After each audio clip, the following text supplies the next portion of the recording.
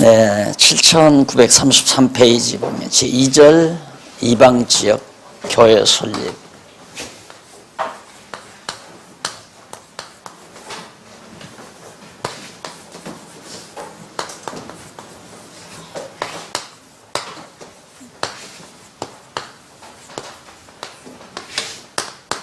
구장에서부터 21장 17절.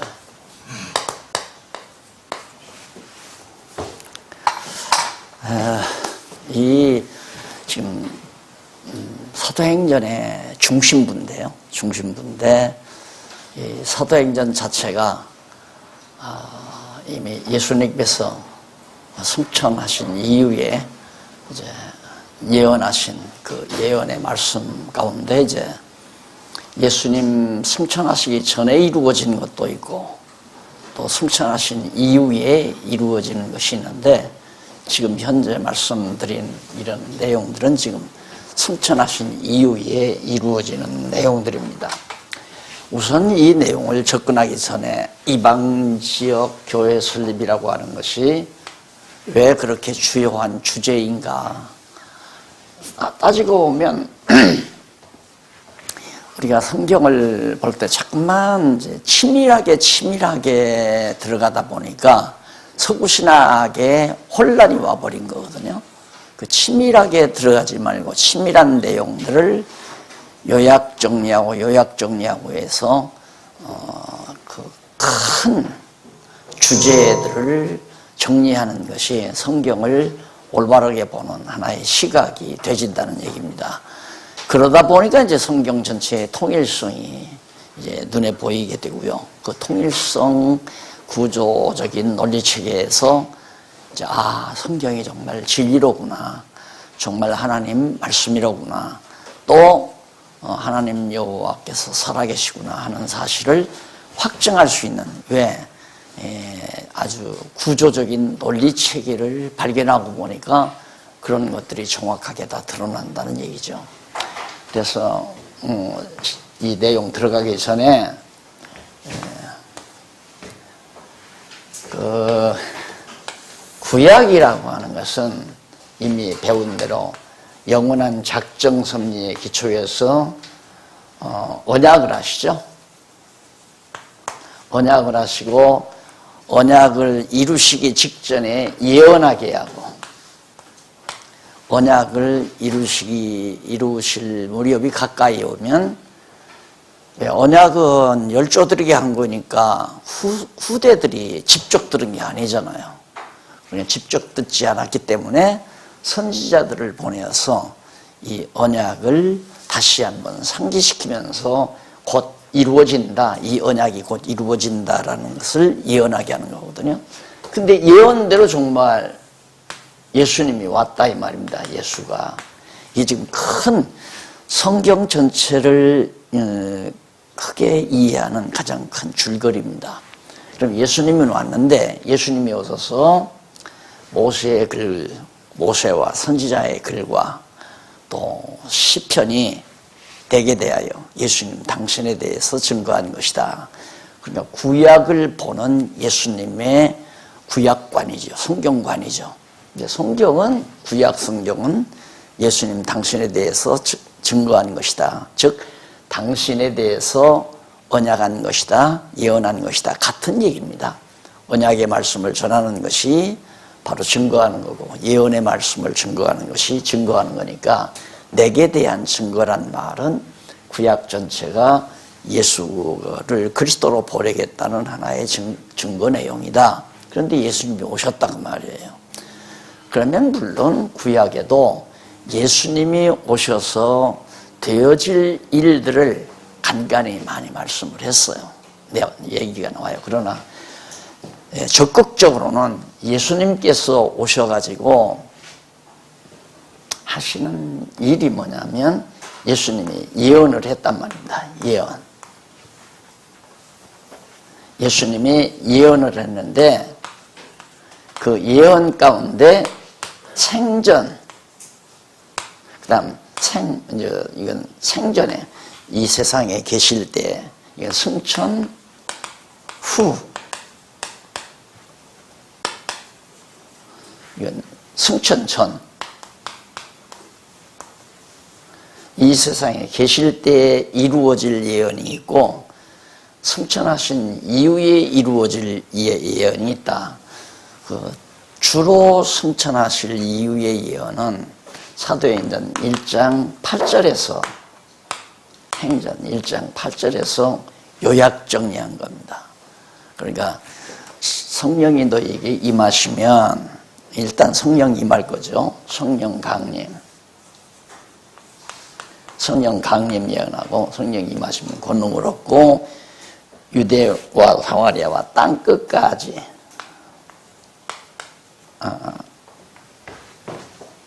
땅끝까지 정인이 된다. 증거한다. 그리고 재림하시겠다. 이게 이제 사도행전 1장 8절 그 승천하시기 전에 이제 1장 8절 이하에서 이 세 가지 언약을 했다고 했잖아요. 우리가 성령 강림 언약하고 땅끝까지 증거되고 재림한다. 그런데 성령 강림은 완성이 됐다고 그랬어요. 언약 예수님의 예언대로 이미 오순절에 성령이 임했죠.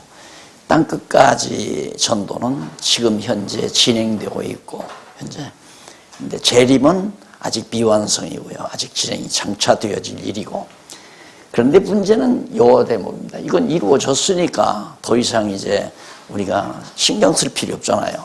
문제는 지금 우리가 성경, 예수님께서 예언한 대로 이루어지는 일들이 이제 신약 성경이니까 신약 성경의 내용이라는 건 예수님의 예언대로 이루어지는 것이니까 땅끝까지 복음이 증거되면 복음 증거되는 곳에 두말할 것 없이 교회가 서지는 건 두말할 거 없는 거거든요.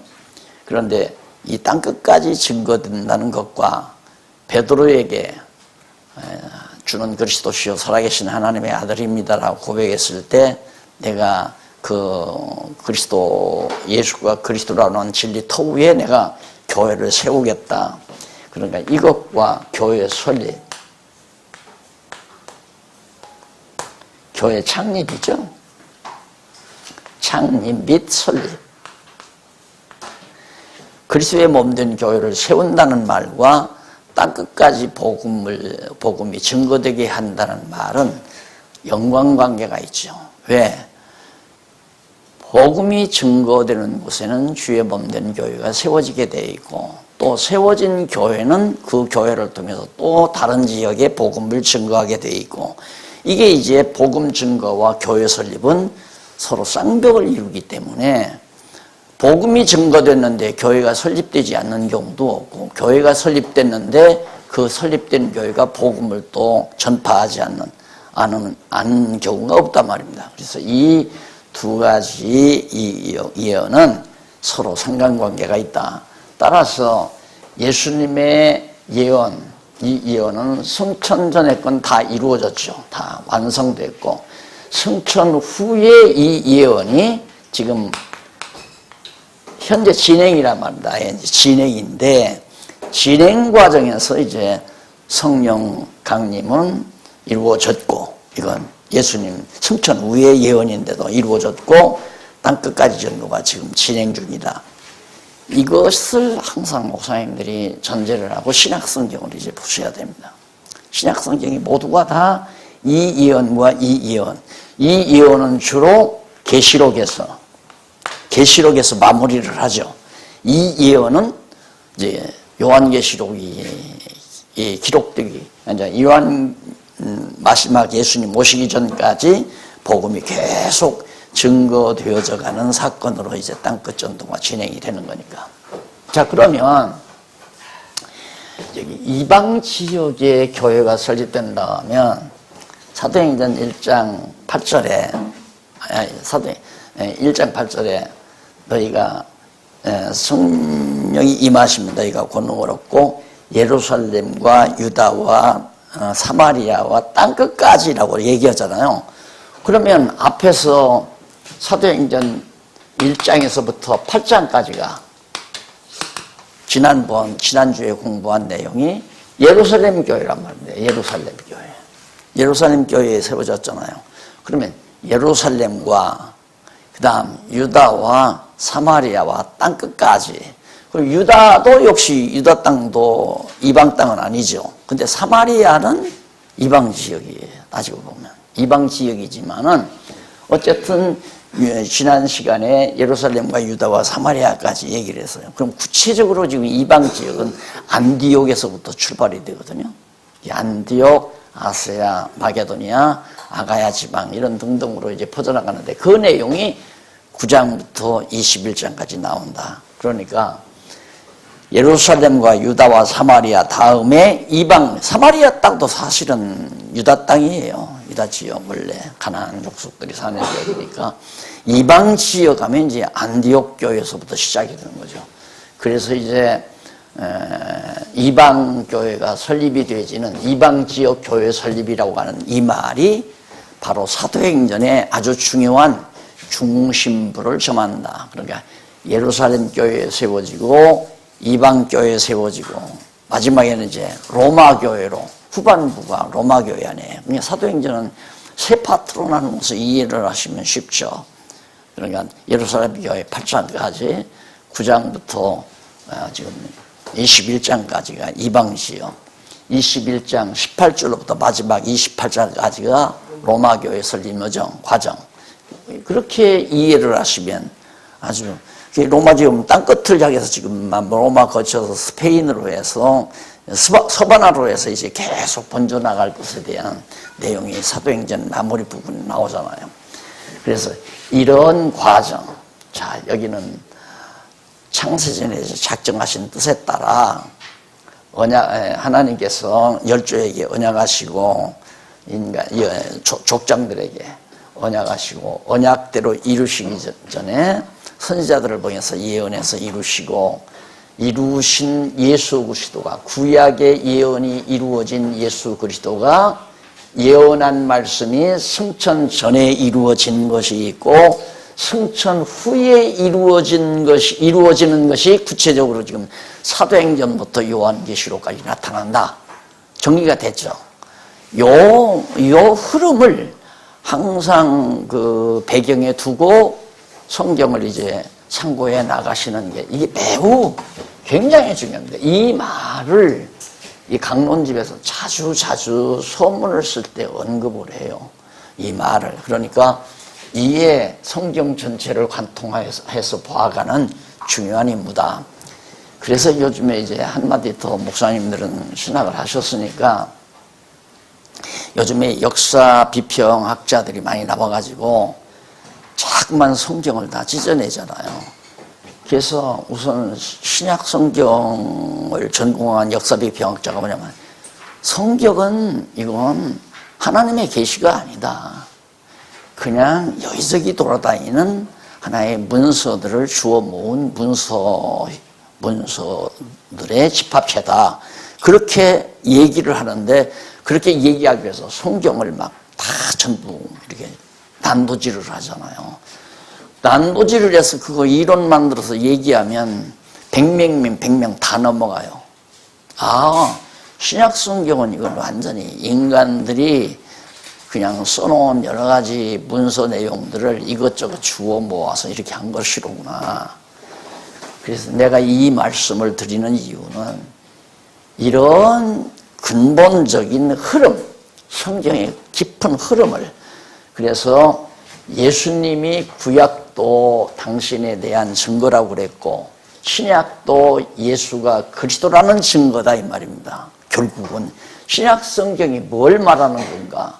예수님 생전에 살아계셔서 제자들에게 아무리 당신이 이렇게 얘기를 해도 못 알아듣잖아요. 못 알아들으니까 예수님이 가셔서 성령 보내겠다. 여기 나오잖아요. 성령 보내겠다. 보혜사 성령 보내면 그때 너희들이 기억나고 깨달아서 내 증인이 되리라. 예수님의 증인.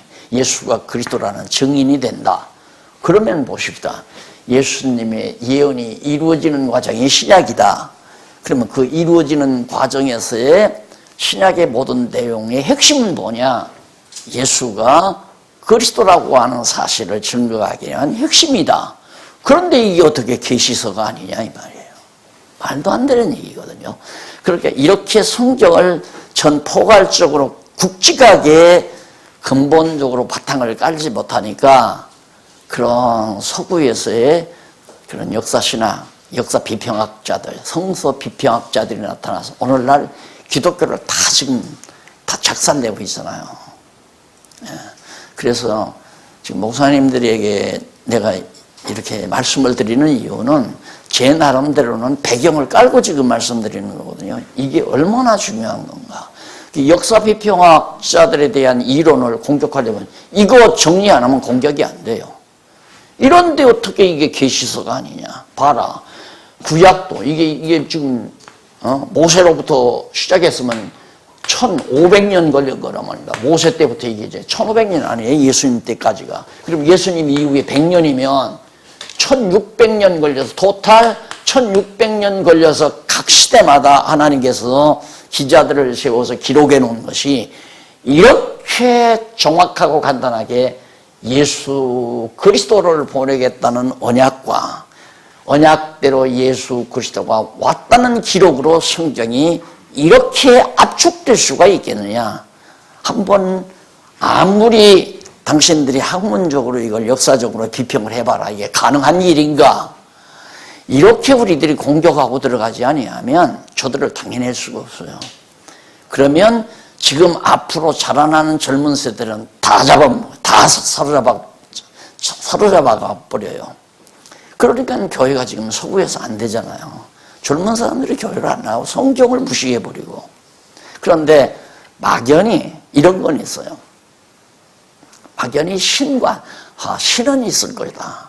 하나님은 어쩌면 있을 거다. 막연한 신관을 가지고 그냥 이짓하는 건 있어요.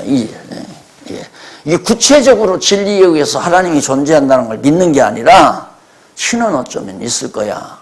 그러니까 내가 지금 축구장에 들어가는데 선수 교체돼서 들어가는데 내가 한 골 넣어야 되잖아요.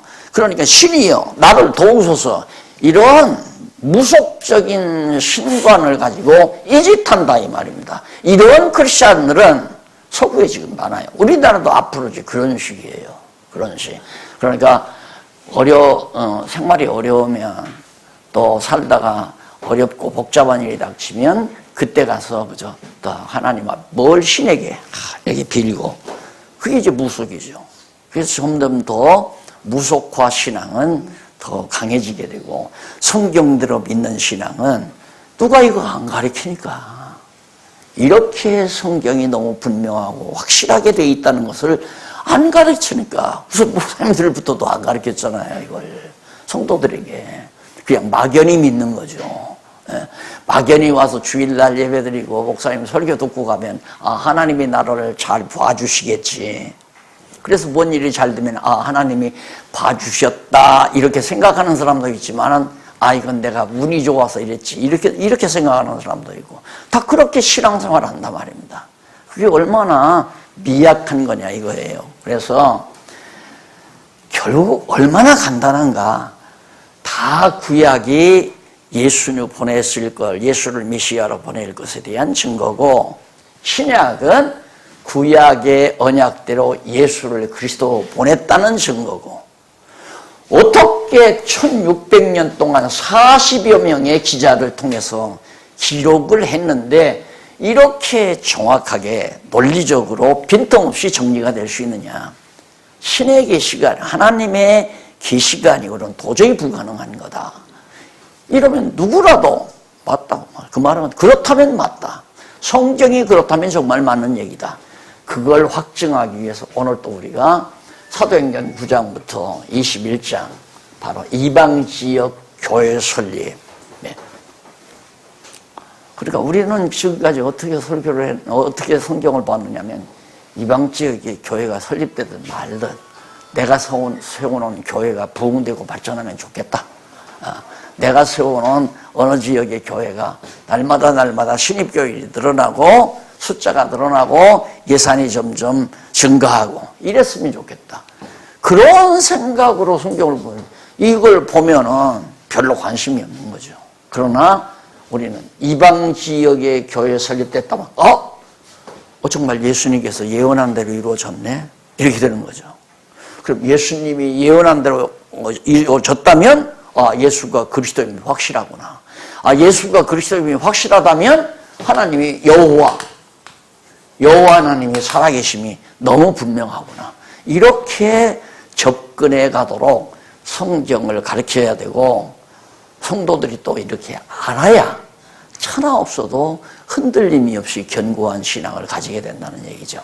그래서 이런 배경을 제가 이제 오늘 강의하는 강의자로서의, 이 내용을 강의하는 강의자로서의 임의하는 생각, 내 사고의 생각의 기본 바탕이 바로 이런 게 깔려 있다라는 사실을 말씀을 드리고 시작을 하려고 합니다.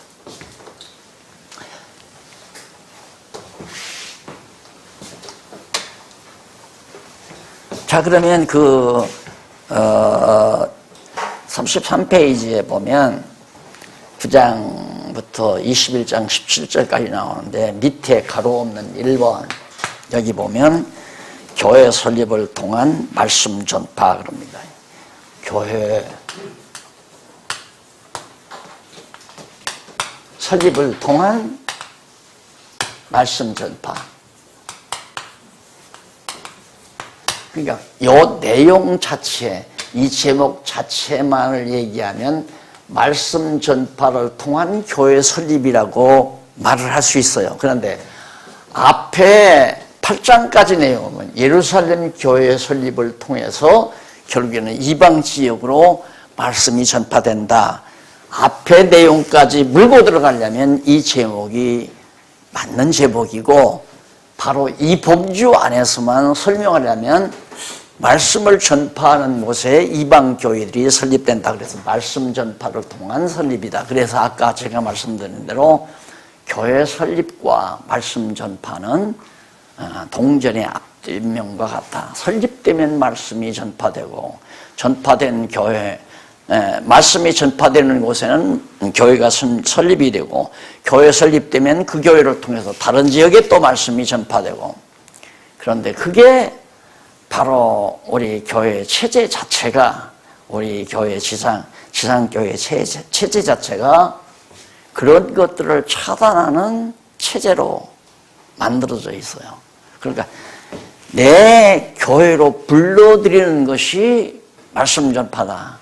그러니까 내가 다른 지역의 말씀을 증거하는 것은, 우리가 하나님의 말씀이 다른 지역에 전파되는 것은 별로 관심이 없어요. 그러니까 예를 들어 선교사님 와 계시지만, 선교 같은 것은 돈 많은 교회들이 사치스럽게 그냥 예를 들면 어디 교회만 하면 기도원 다 세우잖아요. 그게 교회 별장 개념이었어요. 나중 막판에는 목사님 별장이면서 이제 별장으로 이용하는 좋은 부대 시설로 기도하려고 하는데, 목적보다는.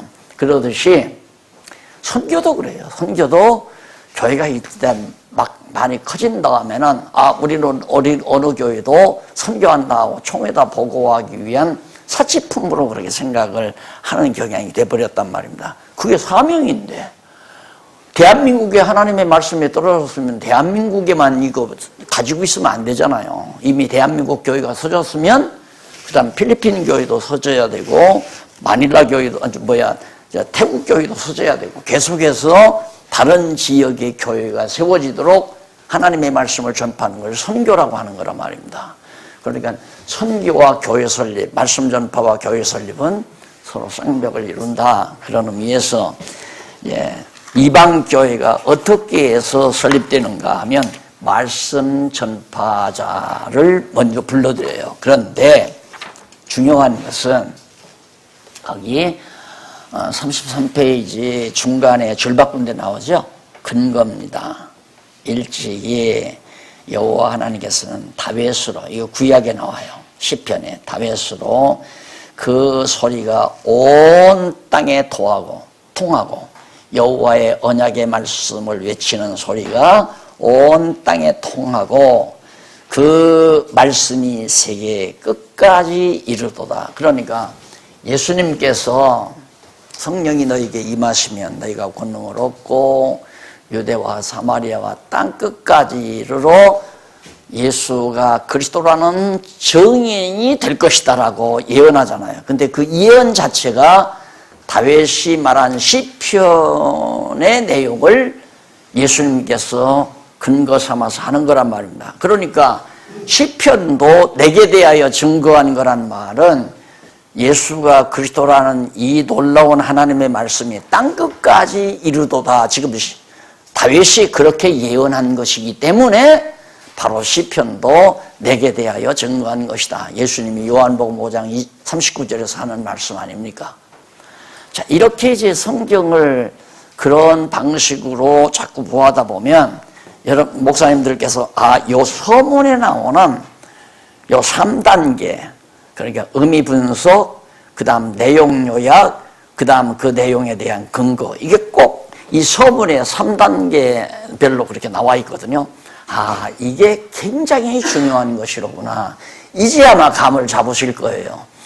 자, 그렇기 때문에 쓸데없는 말을 써놓은 것이 아니라 아주 꼭 잊어버려서는 안 되고 꼭 기억해야 될 성경을 사도행전 9장부터 21장까지 보아나가면서 항상 잃어버리지 말아야 될 것은 이제 말한 대로 구약이 내게 대하여 증거한 것이다. 예수님이 그렇게 말씀하고, 그 다음 신약이 역시 예수가 그리스도라는 것을 증거해 가는 실제 역사적 사건이다. 이렇게 보아나가면 아마 성경 전체가 와, 세상에 이런 책은 없구나 이렇게 볼 거예요. 이렇게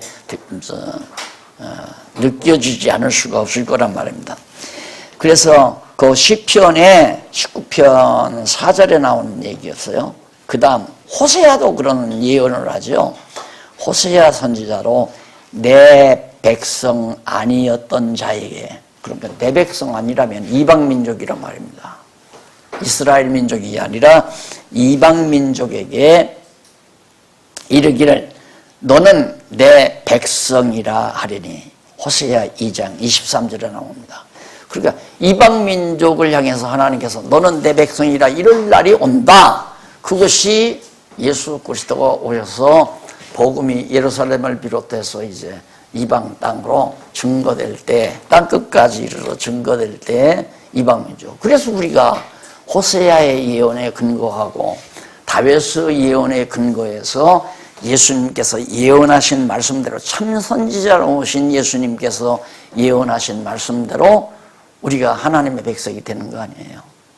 그러니까 구약의 언약은 작정에 근거하고 예언은 언약에 근거하고 예수님의 언약은 구약 전체에 근거하고, 그렇게 해서 예수님의 예언대로 지금 신약 성경에 실제 역사가 이루어지는 이방 지역의 교회가 설립되어지는, 그러니 이게 얼마나 살아있는 말씀입니까? 그래서 하나님의 말씀은 살았고 운동력이 있다는 말, 사역력이 있다는 말이거든요. 그것이 역사화되지는 능력을 가지고 있다. 뭐가? 하나님의 말씀이. 그걸 운동력이 있다고 말하는 거예요. 히브리서 4장이 나오나요? 하나님의 말씀은 살았고 운동력이 있다는 말은 하나님의 말씀은 이론으로서 멈추는 것이 아니라 그 말씀 자체가 역사화되진다. 역사적인 사실로 이루어져 간다. 이게 살아있는 말씀이라는 얘기예요. 그러니까 이게 지금 살아있는 말씀으로 지금 만들어져 가는 거 아닙니까? 이방 지역의 교회가 설립된다 이 말은 이론만이 아니라 실제로 그 말씀이 역사화되진다. 정말 놀라운 사건이죠. 그래서 이제 하나님 말씀이라고 하는 겁니다. 하나님의 말씀, 하나님의 살아있는 말씀이다. 자, 그러면서 이제 거기 호세아서 그러게 하고, 뿐만 아니라 그 근거 네 번째 줄 뒷부분에 뿐만 아니라 나오죠. 뿐만 아니라 예수님이 베드로에게 말씀의 반석 위에 그리스도의 몸된 교회를 세우실 언약하도록 세우실 것을 언약하도록 섭리하셨다. 마태복음 16장 18절 맞죠?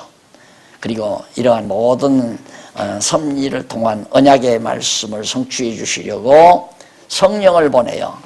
이방 지역의 교회를, 그러니까 예수님 베드로에게 언약한 말씀이나 호세아나 그다음 시편에 있는 말씀들을 시편과 호세아 선지자의 말에 근거해서 예수님이 베드로에게 언약하신 말씀을 이루어 주시려고 이방 지역의 교회가 세워지도록 하셨다. 그러면 이 말도 언약대로 이루어진다는 것. 그러니까 하나님의 말씀이 죽은 것이 아니라 살았고 운동력이 있는 말씀이라는 사실을 확실히 보여주므로 그 말씀을 하신 하나님은 살아계시다. 이 사실을 확증하기 위한 거란 말입니다. 그러니까 제 눈에는 성경을 보면 전부가 다 예수가 그리스도다라고 보이고, 그리고 하나님은 살아계시다라는 말로 다 그냥 들어온다 이거죠. 그 말씀, 모든 말씀 자체가. 그게 이방 지역의 교회가 설립되어지는 이 사건이, 9장부터 21장 사건이, 야, 참 그 교회는 정말, 야, 바울이 능력이 있었구나, 아볼로가 정말 능력이 있었구나, 이렇게 보는 게 아니라, 와, 진짜 하나님 말씀 살아계시다, 살아 운동력이 있구나. 당연하지. 영원히 살아 존재하시는 하나님의 말씀이니까 운동력이, 역사를 지배하시는 하나님이기 때문에 운동력이 있을 수밖에 없이 역사화하는 능력을 가지고 있다. 그런 얘기예요. 왜? 하나님의 말씀대로 되어지니까. 그러니까 우리가 말씀으로 천지를 창조했다고 하는 말도 그게 야, 빛이 있으라 하니까 빛이 있었다, 이런 정도로 우리가 깨닫는 경우가 많거든요. 그게 아니라 영원한 말씀, 그러니까 영원히 하나님이 작정하신 뜻, 이게 이제 영원한 말씀 안에 로고스, 그 말씀이 실제로 계시화돼서 시공경의 세계에 역사적 사실로 나타났다, 그런 얘기입니다. 말씀으로 천지를 창조하셨다 뿐만 아니라 창조하시고 섭리하시고 역사를 주관해 가신다 하는 얘기. 자, 그러면 설립을 통한 말씀 전파 가운데서도 역시 다시 한번 설립을 통한 말씀 전파 가운데서도 다윗의 예언이나 호세아의 예언을 곱씹어서 근거로 삼죠. 큰 것에서 근거 삼았기 때문에. 그리고 나서 이제 한쪽 가로 1번 나오잖아요. 34페이지. 사도들의 이방지역 선도.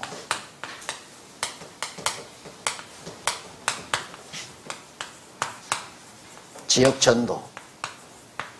그러니까 아까도 말했지만 사도들의 전도, 요 범주 안에서만 말하면 사도들이 벌써 말씀을 전파했으니까 말씀 전파를 통한 교회 설립이라고, 이방 교회 설립이라고 이해해도 상관없는데, 앞에 내용을 끄집어 들여서 제목을 정하자면 예루살렘 교회가 설립된 이유, 그것을 통해서 이방 지역의 말씀이 지금 전파되어 가지고 이방 지역 교회가 세워지도록 한다, 그런 의미로 이해하시면 된다. 이거 바꿔놓고 내가 이걸 쓰면서, 내가 강의하면서 가끔 아마 강의한 거 들어보시면 알 거예요. 이걸 쓰면서 누군가가 언젠가는 요거 바꿔놓고 박 목사가 틀렸다, 이렇게 말할 수 있는 날도 있을 거라고 이해까지 내가 해요. 그래서 지금 이런 얘기를 내가 하는 겁니다. 그러니까 내가 할 때는 앞에 예루살렘 교회가 설립돼서 그 설립을 통해서 이방 지역의 말씀이 사도들을 통하여 전파되므로 이방 교회가 세워진다. 그래서 사도들의 이방 지역 전도를 위해서 어떤 일을 하나님께서 역사하시느냐면 9장 1절로 31절까지 7935페이지 나오죠. 사울이 이방의 사도됩니다.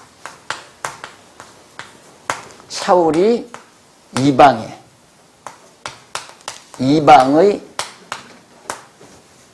사도됩니다. 하나님께서, 예수님께서 불러서 사도로 세우기 때문에 사도가 된다 이 말이에요. 누가? 사울이.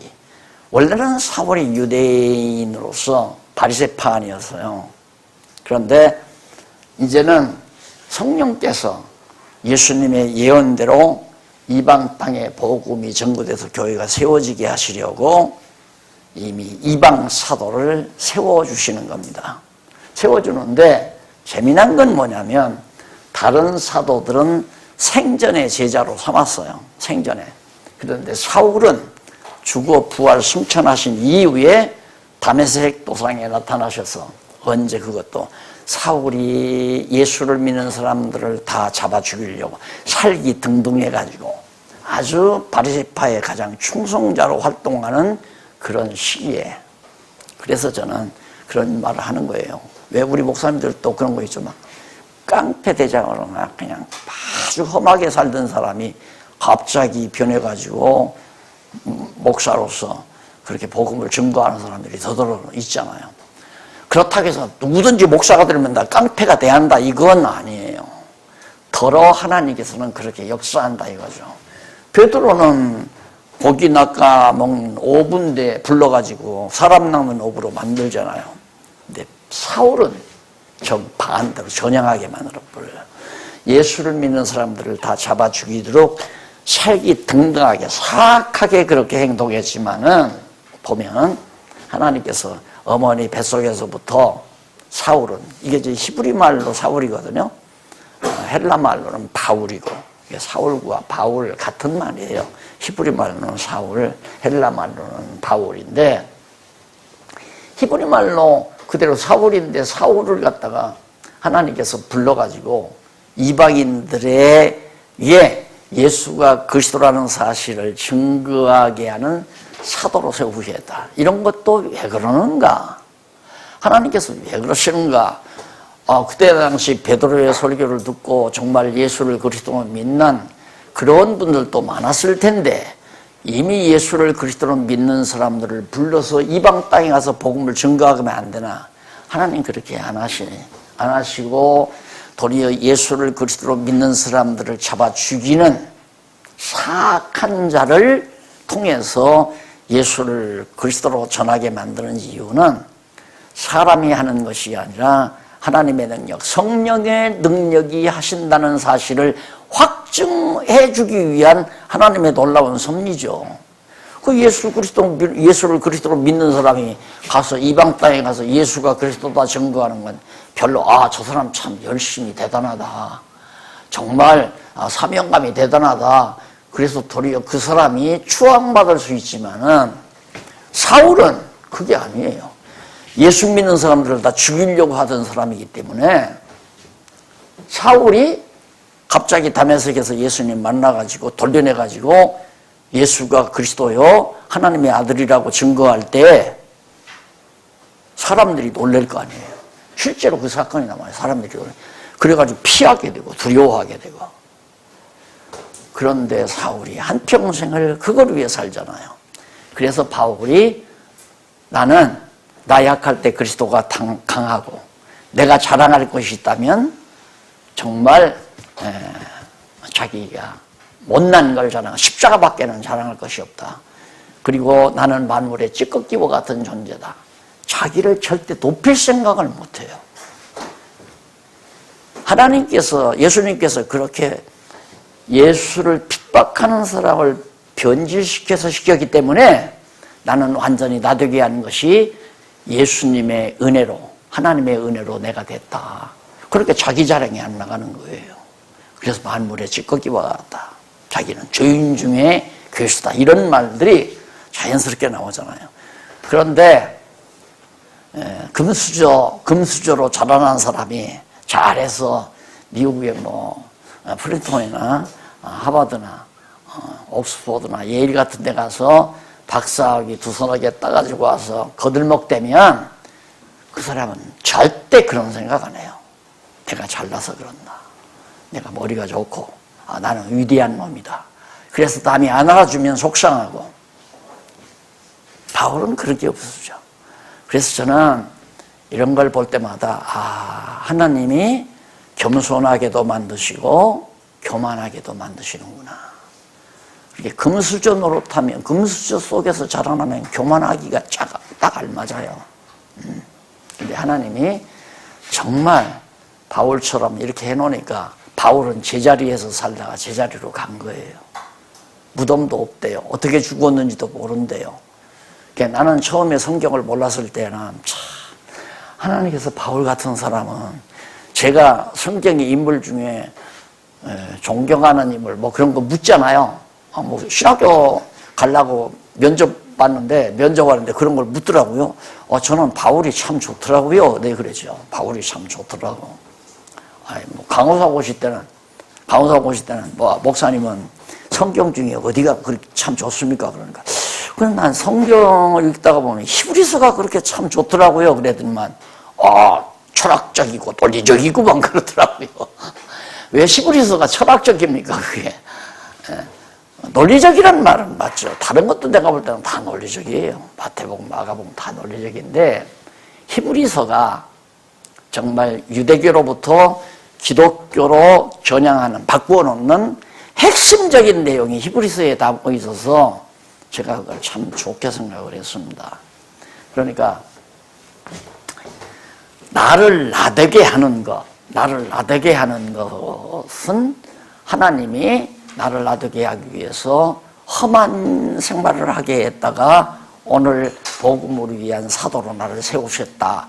그렇게 바울이 생각한 거예요. 그러니까 오늘 우리들도 내가 나되는 것은 다 하나님의 은혜로 되는 거죠. 그래서 내가 늘 말하지만 겸손한 자리가 제일 안전적인 자리다. 안정된 자리다. 왜? 조금만 높이 올라가서도 쓰러지기가 쉬우니까.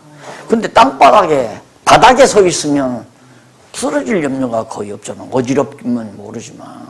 그래서 가장 낮은 자리가 내가 서 있어야 될 자리다. 이런 얘기하니까 좀 기억이 나는데, 뭐, 지금도 가끔 뭐 젊어 보인다고 옆에서 주변에 자꾸 그래요. 그런데 조금 이제 뭐 총경 활동하면서 이렇게 어른들을 이렇게 만나고 선배들을 만나서 이제 뭐 훌륭한 분들 모였을 때 가면 내 자리는 제일 말석이에요. 누가 봐도 젊은 놈이니까 넌마 저쪽으로 앉아. 밥을 먹으러 가도 제일 끝자리. 어쩔 수가 없어요. 안 펴주니까 끝자리로 가야 하잖아요. 그래서 내가 그런 자리에 앉아서 밥을 먹거나 뭐 회의를 해도 이게 내 자리다. 이게 내 자리다. 이거 뭐 자리 싸움이 대단하더라고요. 자리 싸움이. 그 사진 찍을 때도요. 누가 센터에 앉느냐. 그 신경전이 대단하더라니까. 앉았는데도 저쪽으로 빅쇼하고 막 틈바구니로 끼어들어와요. 멸시받는 자리가 제일 안전한 자리라고 생각하면 정확합니다. 멸시받고 욕먹고 비난받고 이게 조금 있으면 다 나와요. 이게. 자, 그러면 사울이 이방 사도가 된다는 그것도 근거 한번 볼까요? 그것도 이제 호세아 다 거기도 나오죠. 그리고 거기 7936페이지 제일 상단에 보면 앞부분에 그리고 예수님이 승천하시기 전에 제자들에게 너희는 온 천하에 다니며 만민에게 복음을 전하라 명령이죠. 마가복음 16장 15절 사도들에게 하는 명령이에요. 천하라면 이방 땅 아니에요. 이방 땅인데 이방 사도로 사울을 이제 불러주는 이유는 정말 온 천하에 다니면서 예수가 그리스도라고 전파하게 하시려고 이제 부르는 것이다. 지금 그런 얘기고요. 사도행전 1장 8절도 거기 와서 인용하잖아요. 앞부분에서는 굵직한 거, 저 구약 시대를 중심으로 해서 예수님이 하신 거 간단히 하고 그 다음 자꾸 하위 주제로 오면서 치밀한 내용들을 근거로 삼고 그런 것이 바로 아마 목사님들 눈에 띄일 겁니다. 안 그러면 또 반복하고 또 반복하고 또 반복해야 하니까 반복을 피하기 위해서 하위 주제로 오면서 좀 치밀한 예언. 그래서 1장 8절이 거기 나와요. 그래서 땅끝까지 이르러 내 증인이 되리라. 되라라고 명령이 아니라 이것은 될 것이다. 그 말이죠. 땅끝까지. 왜? 하나님의 계획이 그렇게 돼 있으니까 하나님의 말씀은 살았고 운동력이 있기 때문에 이제는 쉽게 정리가 되죠. 그렇게 얘기를 해도 하나님의 말씀은 살았고 운동력이 있다. 말씀을 나왔으니까 제가 이제 목회를 막 시작하면서 3년째인가요? 학생들을 후배 총신 학생들을 한 20명 로마서 강의해달라고 해서 이름도 없는데 갑자기 날더라 하라고 하더라고요. 소문을 듣고 쫓아왔어요. 그래서 청평에 이제 그 음악사 하던 곳인 것 같은데 그걸 학생들 이제 MT 장소로 그걸 개조를 해서 장작불 떼도록 만들었더라고요. 이제 거기 가서 4박 5일 동안 로마서를 다 성경책만 읽어가면서 쭉 해줬어요. 그랬더니 그들이 이제 명동 모임을 만들어가지고 명동 여학생 캐톨릭교관에다가 만들어가지고 그걸 한 3년 제가 했잖아요. 했는데 하고 나니까 그 친구들이 이거 이름 하나 지어주십시오 그러더라고요. 우리 이거 한 100여 명쯤 보이는데 우리 이걸 하나 어떤 체계로 만들랍니다. 이거 이름 하나 우리 모임의 이름을 하나 지어달라고 그래. 그냥 말씀운동이라고 해. 히브리서 4장에 있잖아. 말씀운동하는 거야.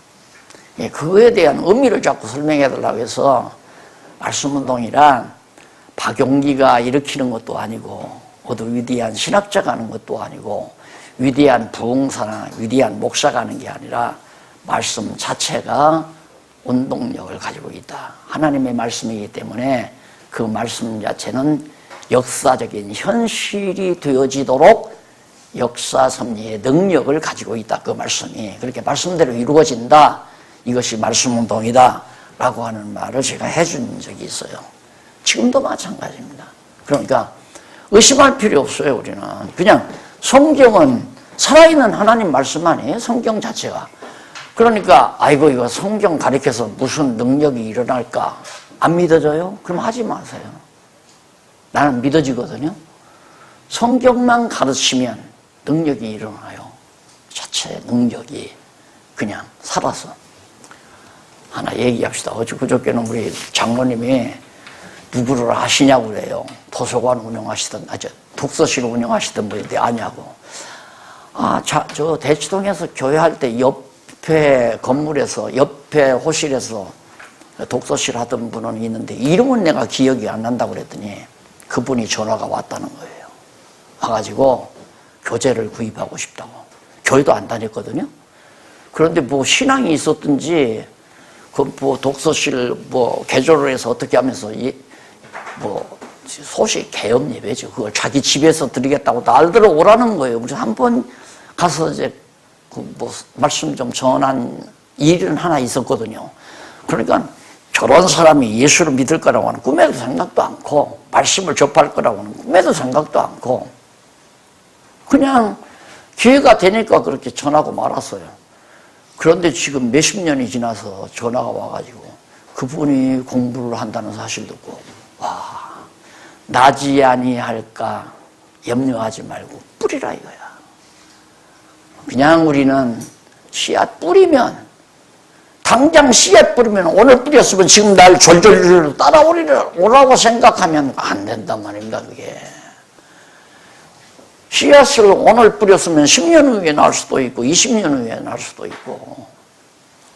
제가 흰바 마을에 한번 가봤거든요. 가장 이 지구상에서 최하위 마을이라고 그래요. 흰바 마을이라고. 이게 남아프리카를 영국 아이들이 와서 점령을 하고 할 때 전부 원주민을 쫓아내가지고 중앙부로 올라와서 살 수 없는 형편없는 땅에 이제 남아가지고 살아있는 사람들인데 다 벗고 살아요. 벗고 살고 여자들은 여기다가 가죽, 짐승 가죽 하나 걸터리고 그러고 살고 그러고 사는 마을인데 거기서 예수를 믿고 소위 예배를 드린다고 한번 가보자고 그래요. 갔더니만 어느 한국 교회에서 돈을 좀 대줘가지고 자연석, 돌덩어리 다 갖다가 이렇게 척척척척 세면이기 가지고 발라가지고 울퉁불퉁 해서 담싸가지고 위에 지붕을 했더라고요.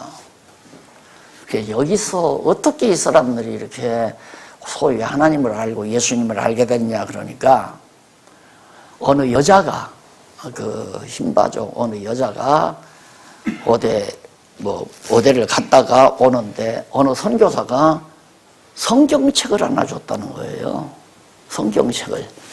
그런데 그 성경책을 가지고 와서 그걸 읽고 하다가 그만 하나님 찾고 예수님 찾고 그렇게 돼가지고 그 사람들이 모여서 그냥 그런다는 거예요. 그러니까 아무 교리도 몰라요.